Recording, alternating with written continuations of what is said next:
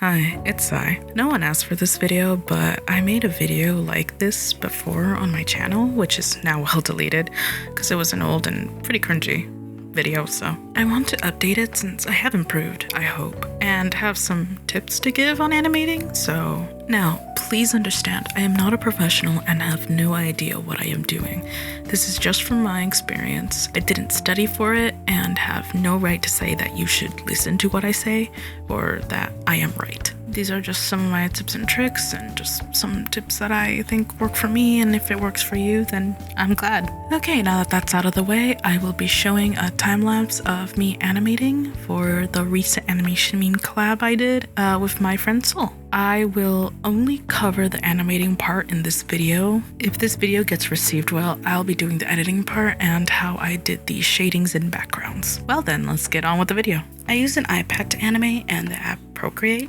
I used to use Clip Studio and a UG tablet, but my PC is being ready to be sent to the repair shop for some issues, and I gave my sister my UG tablet since hers broke, so I am stuck using my iPad till further notice. Issues I've seen animators have, and by experience, is inconsistent lines, stale movement, not adding enough frames for it to look fluent, and inconsistent proportions. For the not enough frames, I don't mean you gotta pull the industry standards. No, I mean you gotta see what you're good working with, what FPS you're comfortable working with, you know? That sort of stuff. For the stale movement, I addressed this in a previous video I made. You can watch that on my channel, or just click on the card above. But I state that you can use yourself as a reference. Record yourself doing the movement and reference it however you like. Just don't trace it or else it'll look like those rotoscoping memes. Just use the reference for how your body will bend as you do the movements and how the movement will flow. Okay, now for the animating part. I'll be talking about animation in this video rather than tweening, though there are some tweening aspects in this animation to keep lines and proportions consistent. You gotta spam that copy and paste, baby. How I do it is by drawing out the main parts as roughly as possible as long as you understand everything. Then for the line art part, that's when I add the in-betweens. Back then, I used to find in-betweening hard because while I was animating it, the sketch was in the way, as well as the onion skins, so it was too much for me to focus on what I was animating, hence why I had inconsistent lines and proportions too. So I resulted in doing the in-betweens in the line art section instead. I also only set my settings to show the online skin of only the previous frame for the sketching, and for the line art when I am doing the in-betweens, that's when I use the previous and next onion skin layer. A tip I have is to use a brush with consistent lining for more consistent line art. I don't do this because I like to suffer, but for your sanity, use a brush with the same width and consistent texture. Bonus if it is a round brush rather than the sharp ones. I have one I want to use for Clip Studio once I get my PC issue fixed. This is the brush if you want to use it.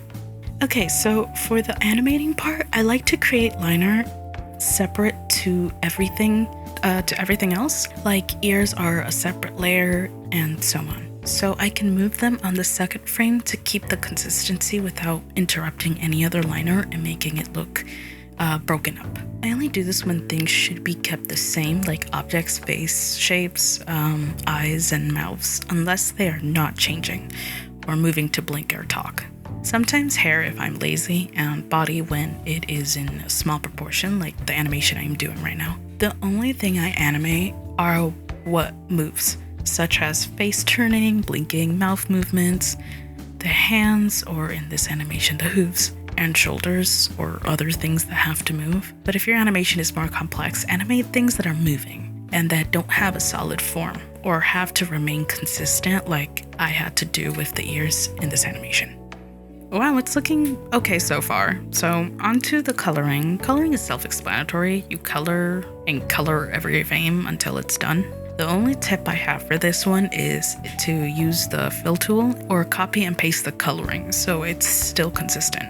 Also, the fact that that's why I told you to use a non-textured brush so that the coloring doesn't seep out like I did in the shot. I told you I like to make myself suffer.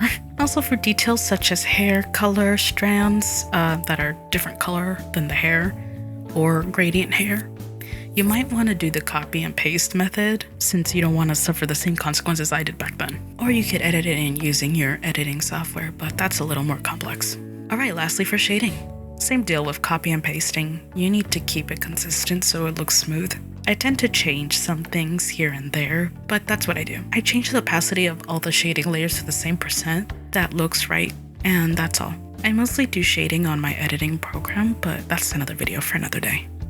Wow, you actually made it to the end of the video. Thank you. I hope this video was helpful to a lot of you. I know I didn't say a lot, but it really wasn't a lot for me to animate this scene, other than the lack of time. Editing is another story. If you want to see that video, subscribe so you know when that video is coming up. If you want to see said animations or my other animations, here's a playlist so you could binge watch my old cringy animations. They're so bad, so keep that in mind. Anyway, subscribe and like for more, and thank you for watching. Bye.